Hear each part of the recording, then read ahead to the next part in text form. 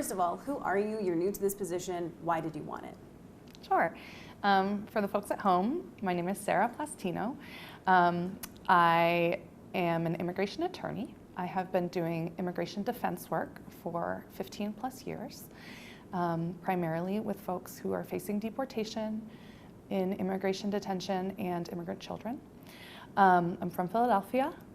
I'm a mom, and I've been a Denver resident for the last 7 years.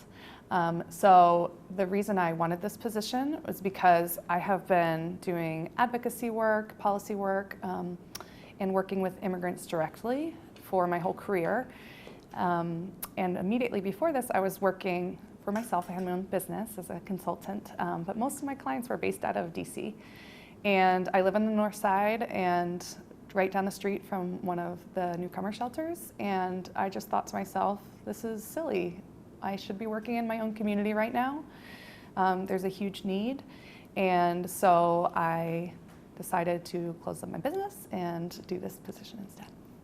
Coming in from the outside, there's been a lot of different policy changes over the course of the last 18 months or so as migrants have arrived. What's one of the immediate things that you would like to change or improve? My two philosophies coming into this job are compassion and fiscal sustainability.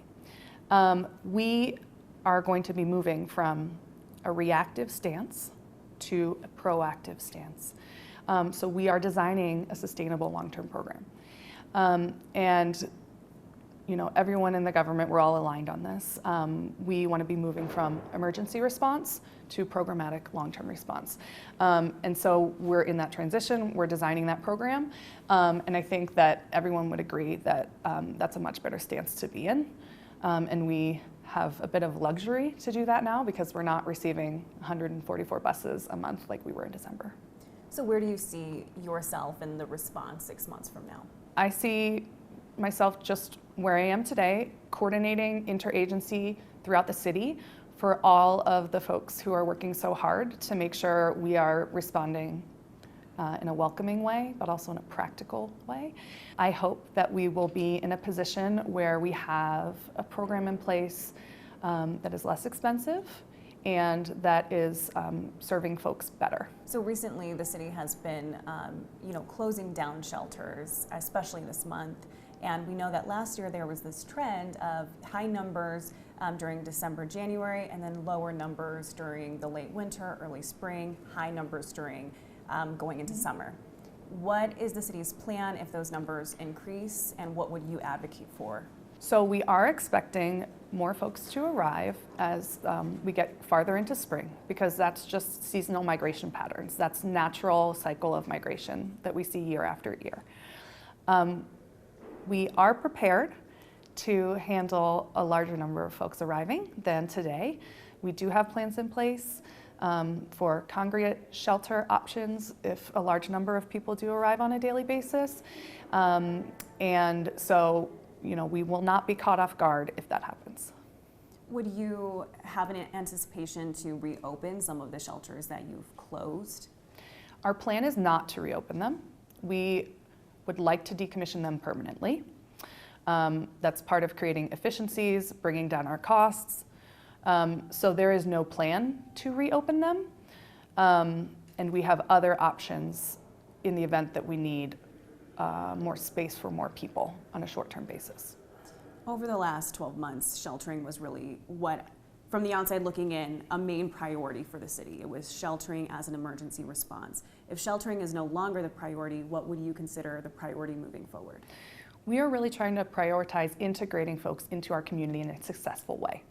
We're prioritizing getting people access to work permits, getting people access to jobs, helping folks get in their own apartments, basically welcoming the newcomers and integrating them into our community in the most successful way so that our city continues to be as vibrant as it possibly could be.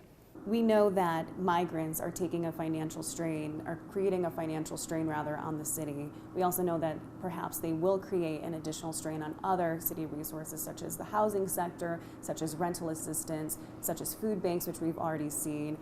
How do you anticipate your role fitting in terms of also sort of preparing those other agencies and ensuring that if you guys are being fiscally responsible as a city, not financially backing as many resources, that doesn't mean that the responsibility is on other agencies or departments. So, our ecosystem is not just the city, it's the nonprofit sector, it's the foundation sector, it's the schools.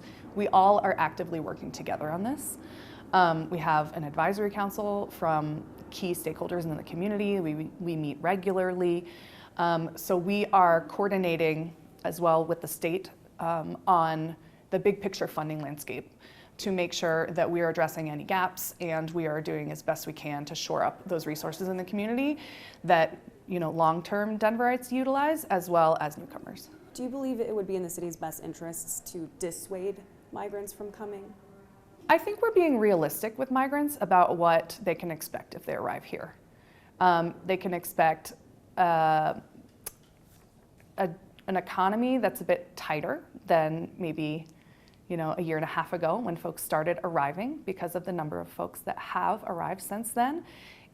It's more difficult to find a job. It's more difficult to find a house because of the housing market. And it's also a very expensive city relative to other places. So because of those reasons, I think a lot of newcomers are choosing to go other places. And we would encourage them to go to places where they see the most opportunities for them and their families, and that's just normally how migration patterns go.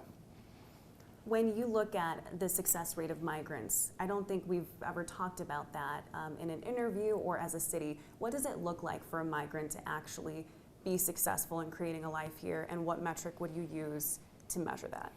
I think it just looks like what it looks like for all of us, right? It's having a degree of stability. It's being able to make ends meet. It's being able to put food on the table. It's having a roof over your head. It's having your children receive a quality education. It's having a stable job with good, rights behind you with your employer. So that is, we are transitioning more into that phase because a lot of folks who have arrived and are remaining in our communities are building lives for themselves.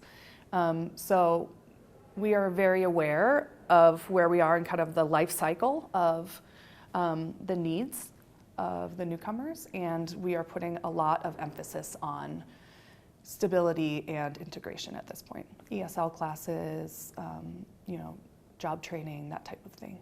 And more specifically, the metric that the city would use as well to measure the city's success rate in using resources to aid those migrants. How would you measure the success of the city resources allocated for a migrant? We believe that our response in the last several months has been very successful because we have exited thousands of folks from shelter, and we have seen very little instances of people on the streets, children outside, etc. So that is our main concern, is making sure that we don't see children who don't have a roof over their head. And we are creating safety nets to make sure that doesn't happen. So for me, a metric would be low number of unsheltered homelessness for families, and also metrics of getting folks into long-term housing as well. When we talk about long-term housing, that's definitely one of the big funding portions of this, what the city has allocated so far to help people, for instance, through nonprofit work to get into housing, first month's rent, for instance, deposit. We know that some of those people who've been placed can't afford those apartments, and now we're seeing also people on the eviction docket. I guess, how do you continue to support perhaps a program that maybe is helping people on the front end, but then not continually supporting them so that they can't stay within housing?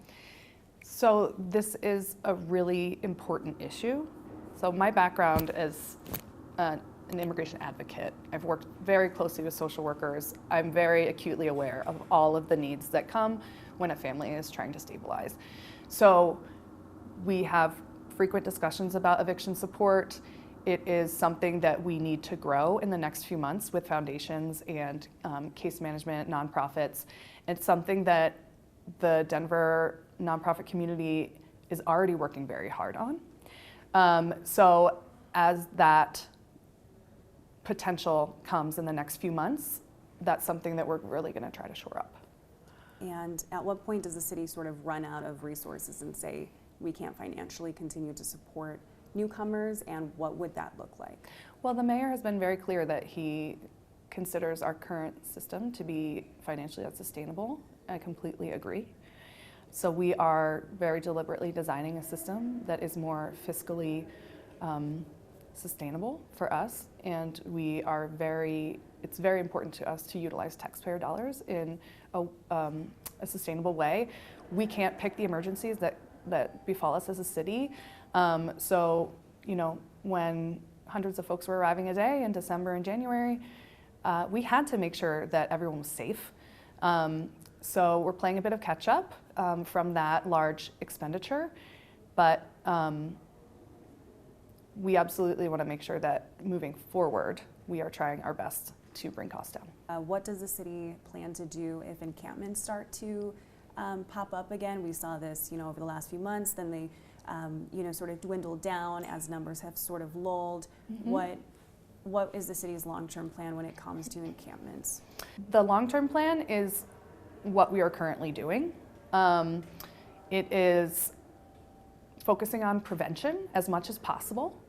So specifically for the newcomers, as distinct from people experiencing homelessness, we have several transitional spaces that we are providing to folks who have exited our shelter system but just need a bit more time to get self-sustainable.